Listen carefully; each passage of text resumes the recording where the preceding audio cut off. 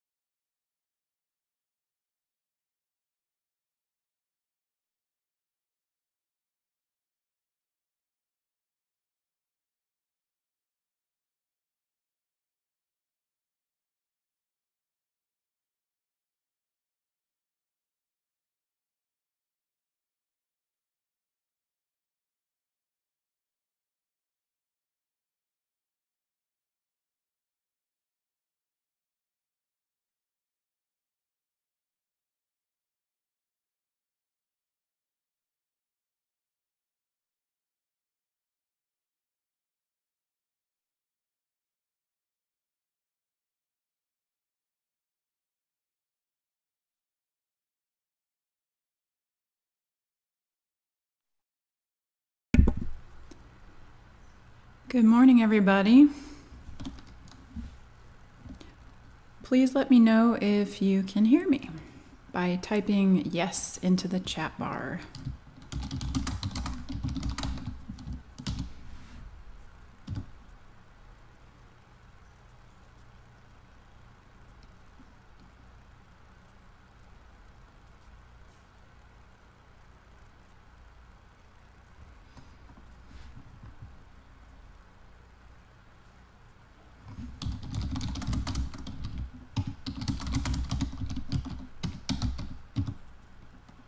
Yay, you can hear me. Okay, so today we're going to talk about relations and functions. And as we go, if you have any questions, you can type them into the chat bar. I'll check it periodically. So let's go ahead and get started for today, including the live chats. Okay, so here's our little introduction to relations and functions. You've actually already been working with relations and functions. We just haven't been emphasizing that terminology. So here is an example of what we call an ordered pair, right? You're familiar with ordered pairs. Oh, that's messy. We graph them in the XY coordinate system. -7. So it's an order of ordered pairs. You can also represent a set of ordered pairs like this one here. If I were to plug in a 2 for x, we would have 6 minus 1 is 5. I would get 6.3 minus 1 is, as an example, if I get it, relationship, some numbers. The first coordinates, or the x coordinates, are called the domain of the relation. And the coordinates, or the y coordinates, are called the range. I'm going to check in on you here. I see my my computer's telling me that maybe we have a low output.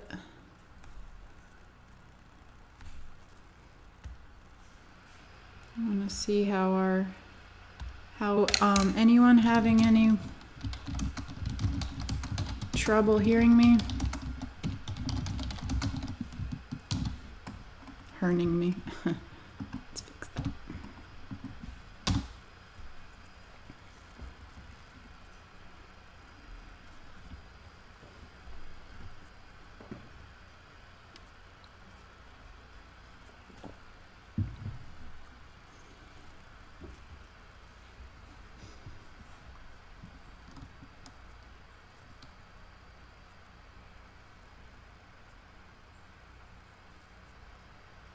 Okay, doesn't look like it, so we'll keep going. All right, so there will be some questions where you're asked to identify the domain and range of a given relation. And so in this case, we have the relation that's a finite, right? Not infinite, means finite. Set of ordered, all the x coordinates. Range is going to be all the y coordinates.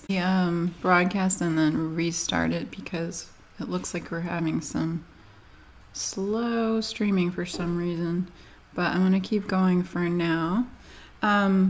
So what we focus on most in algebra and calculus later on, if you take the calculus, either the business calculus or the pre-calculus calculus sequence, is functions. Functions are a special type of relation where the first component in the ordered pairs corresponds to exactly one second component. So a function, I like to say a function is a good predictor, and that's the power of a function, because if you have a function, I don't even have to tell you the output. Enough for me to just tell you the input, and you'll know what the output is. Let's look at this last relation corresponds to exactly one second component. I find it easiest to make that determination. We draw a little arrow chart. What I mean is I list the domain, D for domain, 3, 2, -1, and the range, 4, 5, -7. And then I see, I match them up, 2 matching up with 5. -1, 5 is an ordered pair, so -1 also matches up with 5. And then -7 is an ordered pair, so that one matches up. So now let's think about the condition that each first component corresponds to exactly one second component. All right, we notice that 5 and -1 also matches up with 5. But that doesn't violate the condition that each first component matches up with exactly one second component. There is a second component that doesn't match up with only one first component, but not the other way around. Or another way, a relation, a good predictor. If I tell you the input, do you know exactly what output I'm talking about? That's the only, for example, if I said, okay, the input's 3, what would you tell me? You'd say, well, the output's 4. If I said the input's 2, what would you tell me? Would there be any question in your mind about what the output is? No, you'd know the output that I'm referring to is 5. And the same with -1. Input's -1, you would know exactly which output I'm talking about, which is 5. Determine whether the relation is a function. Give the domain and range of the relation. Okay, so I'm going to do that in reverse. I'm going to start by determining the domain and the range. And let me just check in on you guys and see if there's any comments. Okay, so Victoria's saying it's hard to follow. So let me go ahead and I'm going to stop the stream for a second, and then I'm going to resume it, and we'll see how it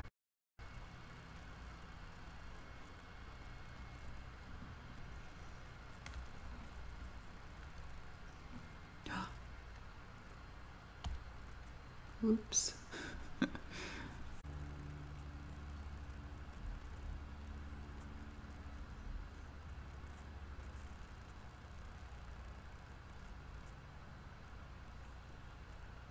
Okay, looks like the stream, I don't know why, but my internet is just not doing well today.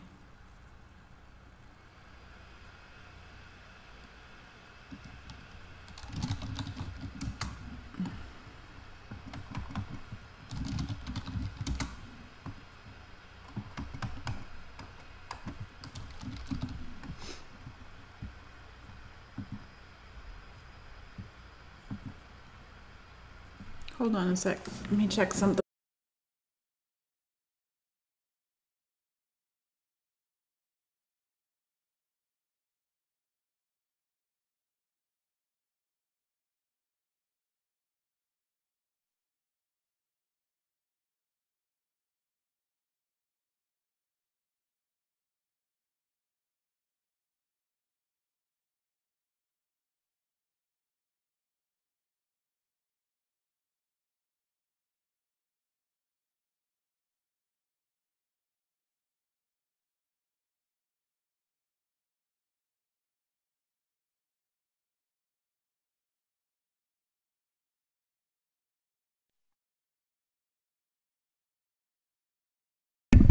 Okay, I'm back, and I think I found the problem. We'll see. So, what I was saying, just to review, is that we're talking about relations twice. And then a function is just a relation that has a special stick that each input matches up to one output. A function is a really good predictor. Oh, we got low output again. I don't know why. It had cleared up, but now it's back. Sorry, guys. We are recording this, so you should be able to on. If you are too frustrated with it, then you can log back in once the recorded version is posted, and it should be better. So, a function is a special type of relation in which each first component matches up with. So to determine if I tell you the input, you know the output without any question. So let's try and apply this to some questions from my math lab. So here's one. We have one. You do not automatically know If I tell you the input is 1, you might be uncertain. You might say, well, the output could be 4 or the output could be 9, right? So if I tell you the input is 2,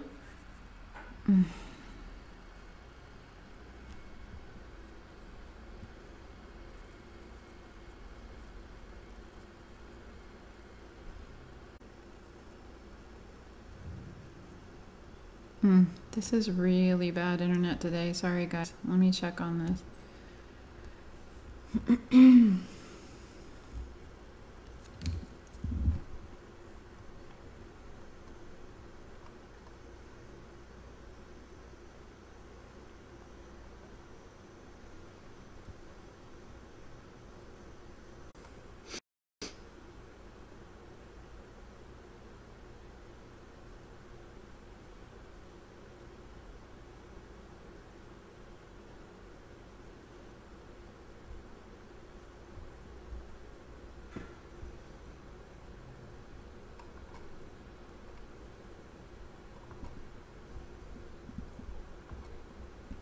Important that we don't list it twice. Now imagine drawing arrows from the input to the output. So from each element of the domain to each element. For each one of these domain elements, if I see we're buffering again. Sorry, guys. That's frustrating, I know. Okay, we can also do the same thing when our relation is in the form of an equation.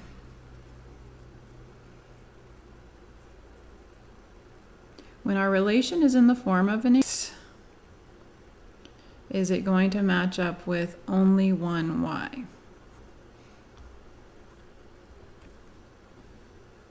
For a given x, are we going to match up with only one y?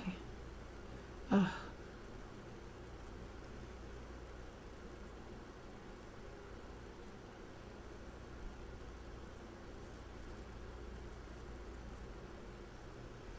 We want to know if for a given x, we're matching up with only one y. So the best way to decide that is to actually take your equation. That's another way of saying its domain, its inputs, include all real numbers. But if I were to pick one and I plug in just 5, so this satisfies being a function. On the other hand, let's look at this one down here. So we have x squared plus y squared equals 49. That means getting y completely by itself. Since y is being squared, plug in a single value for x, we could possibly get 2 answers for y. 2 outputs for 1 input. So if I just tell you, for example, for x, I would get plus or minus the square root of 48. And you won't know which one I'm talking about unless I specify, so it's not a good predictor. So that means that this is not a function. This is always going to happen whenever you have an even power on the y. If you have an even power,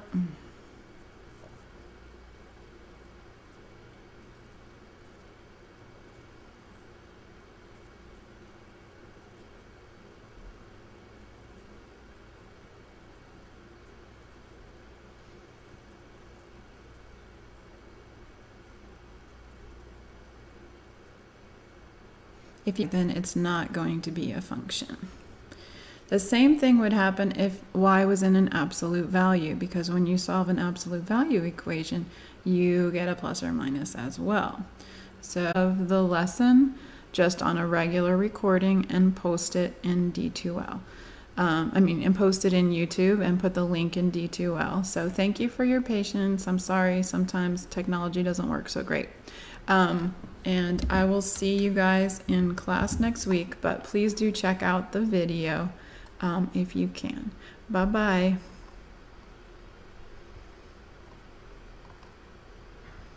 It'll take a few hours, by the way, to post it, so be patient because it has to be recorded and then processed.